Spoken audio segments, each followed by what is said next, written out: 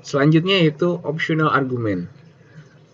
Seperti yang tadi sudah dibahas, jadi kita bisa membuat function dengan nilai argumen yang opsional. Jadi parameternya bisa dibuat ada nilai defaultnya. Contohnya seperti ini. Kita membuat function salam, kemudian kita membuat sebuah parameter di sini dengan nama variabelnya nama.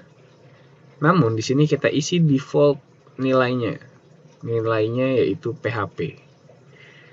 Kemudian blok programnya adalah untuk mencetak kata halo ditambahkan dengan isi parameternya apa. Oke.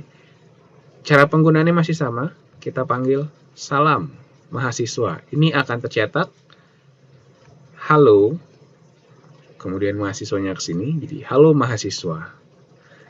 Ini seperti yang sebelumnya. Bedanya apa? Nah, di sini ketika kita panggil hanya salam saja tanpa mengisikan argumen di sini, tanpa ada nilai parameter di sini, maka yang tercetak apa? Halo PHP. Kenapa bisa? Karena ketika kita tidak mengisi nilai parameter di sini, maka program PHP otomatis akan membuat nilai dari variabel nama ini menjadi PHP, sehingga yang tercetak adalah halo PHP. Inilah contoh optional argument.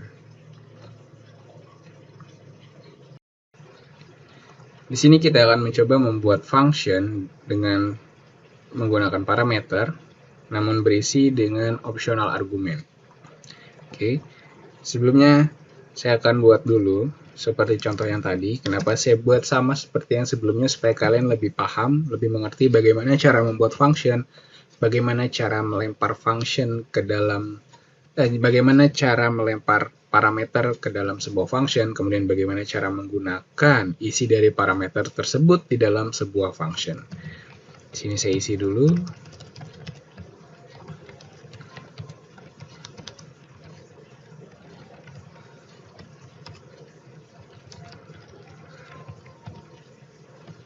Oke, kemudian saya akan membuat sebuah function dengan nama cetak biodata. Di sini akan berisikan variabel nama, kemudian npm untuk menampung dua variabel ini. Nah, kemudian saya akan membuat satu buah optional argumen, yaitu untuk status. Oke. Ceritanya di sini statusnya mahasiswa baru, pindahan, dan lain-lain. Kita pakai dulu isi parameternya dalam function ini. Namanya ini. Oke, kemudian npm-nya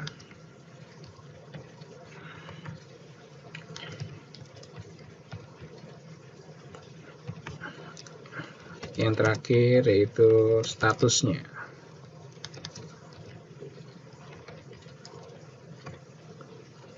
Oke. Sekarang kita coba panggil di sini functionnya. Kita panggil cetak biodata.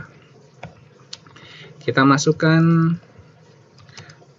nama dan npm-nya dulu. Seperti ini. Oke, jadi untuk parameter ketiga atau status ini tidak kita isi, apakah dia akan error. Kita panggil di sini filenya, saya tadi kasih namanya function optarg.php. Oh, ternyata tidak error. Muncul di sini nama Akbar Mubarak, npm sekian, status mahasiswa baru.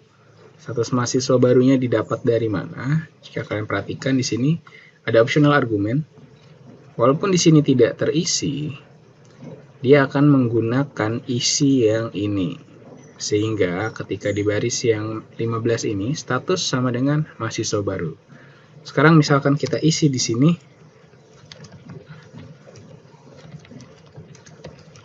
mahasiswa pindahan misalkan, kita coba refresh.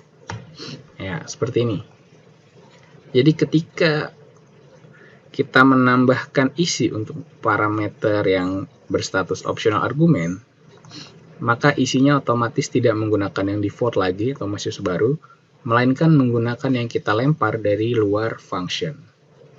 Oke. Itulah cara penggunaan optional argument di dalam sebuah function di PHP.